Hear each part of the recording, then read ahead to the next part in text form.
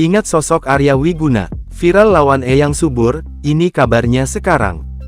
Pada tahun 2012, Arya Wiguna viral karena berseteru dengan Eyang Subur. Bersama Adi Bing Slamet, Arya Wiguna kala itu menuduh Eyang Subur melakukan praktik perdukunan dan penyimpangan agama Islam. Tak hanya itu, Arya Wiguna juga dikenal dengan jargon, "Demi Tuhan." Perseteruan Arya Wiguna dan Eyang Subur perlahan tenggelam. Lantas, bagaimana kabarnya sekarang? Baru-baru ini Arya Wiguna muncul menjadi bintang tamu dalam tayangan YouTube Feni Rose.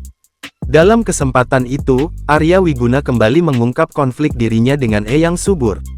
Tak hanya itu, Arya Wiguna mengungkap kisah hidupnya yang pilu sulit mencari kerja hingga gagal menjadi artis.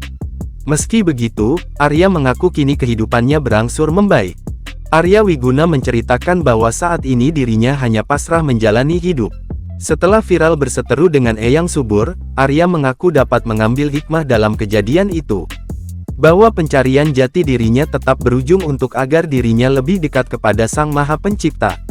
Selain itu usai viral, mulanya Arya bersyukur pintu rezekinya telah terbuka.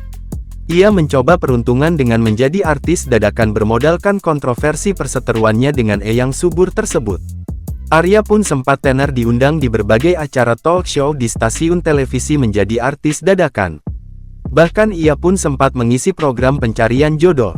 Namun, ketenaran dirinya ternyata hanya sesaat. Perlahan karir Arya meredup hingga dilupakan banyak orang.